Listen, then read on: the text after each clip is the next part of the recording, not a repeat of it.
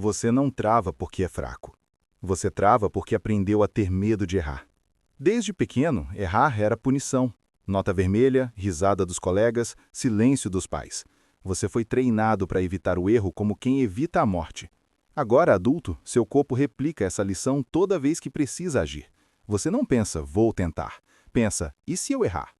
O corpo trava, a mente cria cenários de fracasso, você recua. Ela está ali, do outro lado, olhou para você.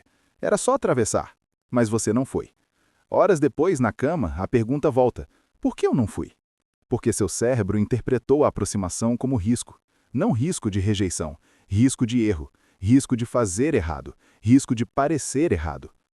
Sêneca disse: não é porque as coisas são difíceis que não ousamos, é porque não ousamos que elas se tornam difíceis. O problema não é errar, é não tentar. Quem não tenta, não vive, apenas sobrevive. No próximo pilar, vou te mostrar que a ansiedade que você sente não é fraqueza, é medo de julgamento disfarçado. Sabe aquela ansiedade que aparece antes de você fazer qualquer coisa importante? Antes de falar com ela, antes de pedir aumento, antes de postar um vídeo, antes de dar uma opinião diferente? Aquela sensação de aperto no peito, borboletas no estômago, vontade de desistir. Você chama isso de ansiedade, mas não é. É medo de julgamento. A prova, quando você está sozinho no quarto fazendo alguma coisa que ninguém vai ver, essa ansiedade some. Você desenha mal, canta desafinado, dança esquisito e não sente nada, porque não tem plateia. O problema não é a atividade, é o olhar do outro. O filósofo francês Jean-Paul Sartre falava sobre isso. Ele dizia que o inferno são os outros, não porque os outros são maus, mas porque o olhar deles te reduz, te transforma em objeto. Você deixa de ser quem é e passa a ser quem os outros acham que você é. E você passa a vida tentando controlar essa imagem. Será que vão me achar estranho? Será que vão me achar fraco? Será que vão me achar ridículo? Cada pergunta dessas é um freio. Cada freio te trava, e cada trava te afasta um pouco mais de quem você poderia ser. O pior, na maioria das vezes, as pessoas nem estão prestando atenção em você. Elas estão preocupadas com elas mesmas, com o próprio julgamento, com a própria imagem. Enquanto você deixa de viver com medo de ser julgado, elas estão fazendo exatamente a mesma coisa. E o mundo segue, parado, cheio de gente que não vive com medo de viver. Marco Aurélio escreveu algo que calava fundo. Você tem poder sobre sua mente, não sobre os acontecimentos externos. Perceba isso e encontrará força. O julgamento dos outros é externo, não te controla, só tem poder sobre você se você der.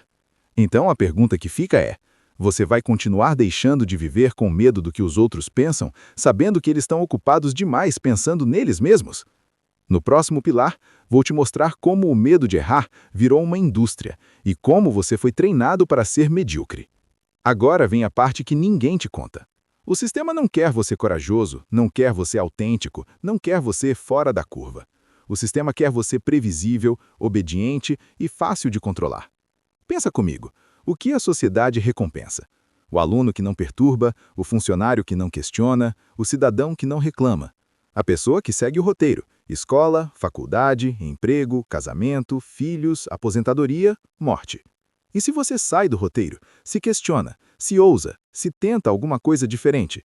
A sociedade te pune, te chama de louco, te chama de arrogante, te chama de inconsequente. A escola te ensinou a evitar erro, o mercado de trabalho te ensinou a evitar risco, a família te ensinou a evitar vergonha. Tudo para te manter na linha, na média, no seguro. O filósofo francês Michel Foucault chamava isso de sociedade disciplinar. Instituições, escola, igreja, trabalho, família, foram desenhadas para moldar corpos e mentes, para produzir pessoas úteis e dóceis. Gente que não questiona, gente que não incomoda, gente que aceita. E você aceitou. Aceitou o emprego que odeia porque dá medo de arriscar outro. Aceitou o relacionamento vazio porque dá medo de ficar sozinho. Aceitou a vida medíocre porque dá medo de tentar mais. O sistema não precisa te prender, ele só precisa que você tenha medo de sair. Mas aqui vai a verdade mais incômoda desse vídeo inteiro. A mediocridade é confortável. Ela não exige esforço, não exige coragem, não exige exposição. Você só precisa existir, pagar suas contas, não incomodar ninguém e morrer um dia sem ter causado problema. O problema é que, no fundo, você sabe que não foi feito para isso. Tem uma voz dentro de você que grita quando você se contenta com pouco, que dói quando você vê alguém fazendo o que você teve medo de tentar, que incomoda quando você deita a cabeça no travesseiro e pensa, e se eu tivesse ido? Essa voz não é sua inimiga, é seu alarme, é seu sistema de alerta dizendo que você está se traindo. O escritor russo Dostoiévski escreveu algo que me marcou.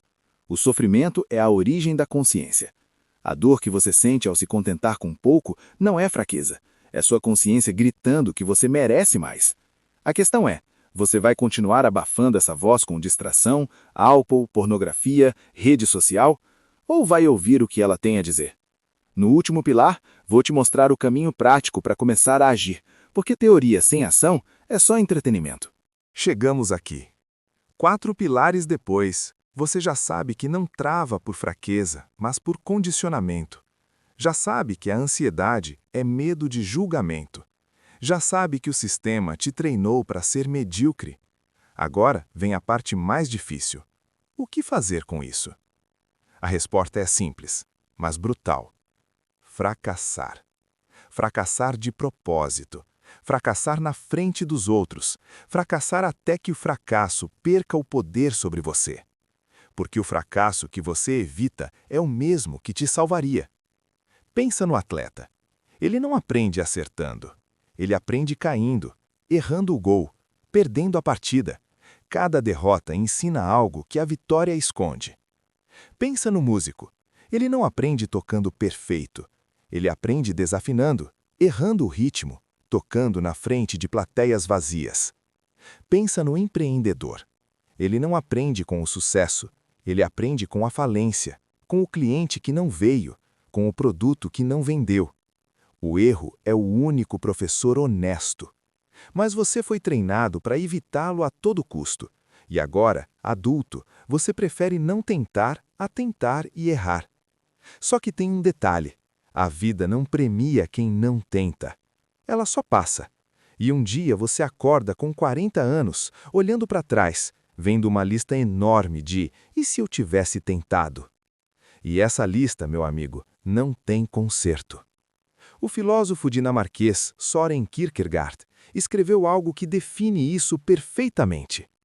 A vida só pode ser compreendida olhando para trás, mas só pode ser vivida olhando para frente. Você nunca vai ter certeza, nunca vai ter garantia, nunca vai ter segurança total. Mas você tem que viver como se fosse dar certo, sabendo que talvez não dê. E é justamente isso que faz a vida valer a pena. Vamos trazer isso para o mundo real. Pensa numa coisa que você está adiando. Uma conversa difícil, um projeto parado, um sonho engavetado, uma mulher que você quer chamar. O que te trava não é a possibilidade de dar errado, é a certeza de que, se der errado, você vai se sentir um idiota. E se você aceitasse ser idiota por 5 minutos? Se você aceitasse errar feio, falar merda, passar vergonha, aprender com tudo isso e na próxima vez fazer um pouco melhor? O erro não te define, ele te refina. A pessoa que você quer ser não está do outro lado do acerto, está do outro lado do fracasso enfrentado. O escritor americano Brené Brown passou anos estudando vulnerabilidade e descobriu uma coisa simples. Pessoas que se permitem errar, que se expõem, que tentam mesmo com medo, são as que vivem de verdade. As outras só sobrevivem. A pergunta final desse vídeo não é como nunca mais errar. É, você vai continuar evitando o fracasso e com ele evitando viver? Porque o momento perfeito não existe. A hora certa não chega. A garantia nunca vem. Só existe agora e a sua decisão. Você pode fechar esse vídeo agora, ir dormir, amanhã acordar e fazer tudo igual. Pode continuar evitando, esperando, adiando. Ou pode respirar fundo uma vez, escolher uma coisa, só uma, e fazer hoje. Não para acertar, não para impressionar, não para ter resultado. Só para lembrar seu corpo que você ainda existe, que você ainda decide, que você ainda vive. O resto, o tempo ensina. Mas só se você começar.